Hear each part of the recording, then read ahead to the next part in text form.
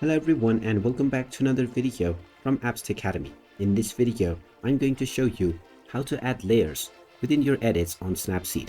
So let's get started right away. First of all, open up the Snapseed application on your device. And once you open it up, you can tap on the plus icon or the open button in order to open up any image that you would like to edit. After opening up this image, well, there is no direct option called layers that you can use in order to add your other images. You can tap on the tools option and then scroll down and you will find the double exposure option. Go ahead and tap on it and you can now tap on open image to add other images to this one.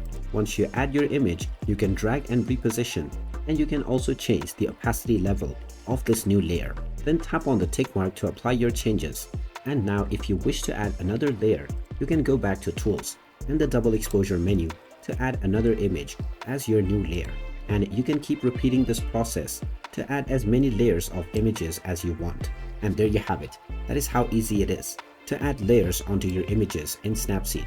If you find this video helpful, make sure you hit that like button and subscribe to our channel if you haven't done so already. Also ring that notification bell to never miss another update from us. Thank you for watching and I will see you again in the next video.